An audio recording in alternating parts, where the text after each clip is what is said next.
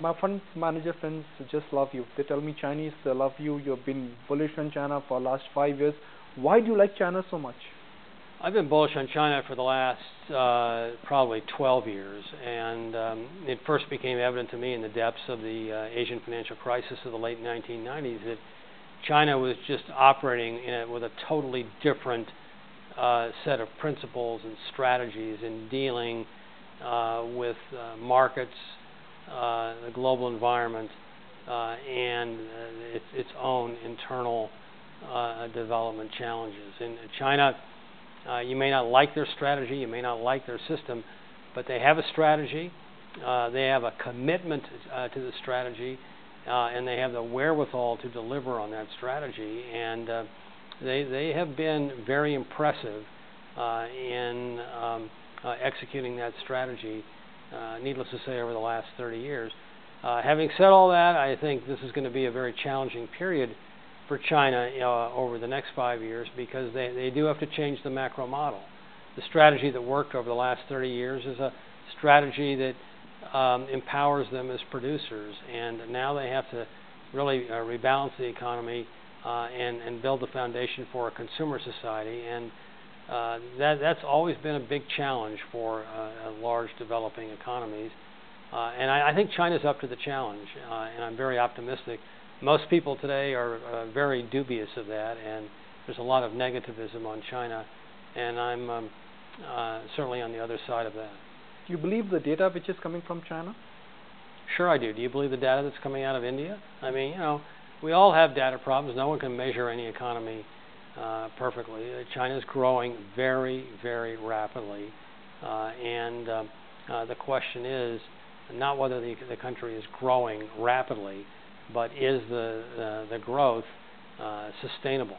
And this is a question that the Chinese themselves have been asking now for over 4 years, starting with the premier, Wen Jiabao, who raised in March of 2007 serious questions about whether the Chinese economy was unstable, unbalanced, uncoordinated, and ultimately unsustainable. And to his credit, China has developed a strategy in the form of the recently enacted 12th five-year plan that deals with many of these aspects of the premier's own concerns. What about corporate governance? Because SEC currently is investigating Chinese companies which are listed in US, and not one, but a handful of them. Yeah. Look, there are corporate governance issues around the world. I wish actually the SEC would spend a little bit more time investing some of the governance issues in the United States rather than trying to deflect responsibility for the egregious oversights that were conducted on their watch, especially with respect to the so-called Madoff affair and the lack of transparency and understanding of counterparty risk exposure of our banking system around the world. There are certainly issues with respect to a number of well-known examples of accounting irregularities in China. But in my frequent visits to China, I'm impressed with the regulatory oversight and the way in which it is increasing, and the discipline that's now being imposed on the operations of Chinese companies that are listing themselves in global capital markets. For those unlisted companies, governance is not something that really gets addressed until they go through the listing process. And as more and more companies sell shares in capital markets around the world, I think that the governance will continue to improve. It has a long way to go.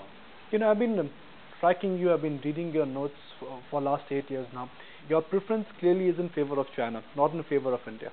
That's really not true. I think I'm a big fan of what has occurred in this country, but I'm struck with some very simplistic comparisons.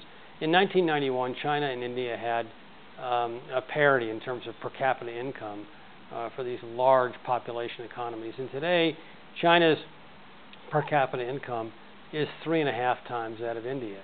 So in the last 20 years, China has just left India in the dust. And it's not as if India has done a bad job. It just has been overwhelmed by the development miracle in China.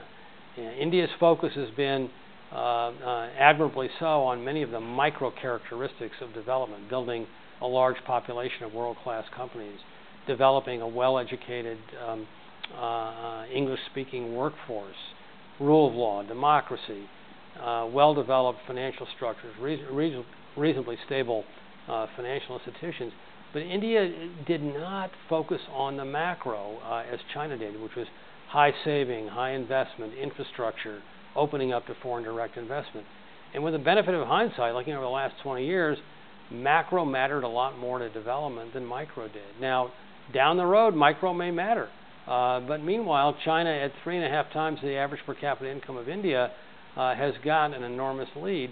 I have not been negative on India. I have definitely been more positive on China, though. You're right.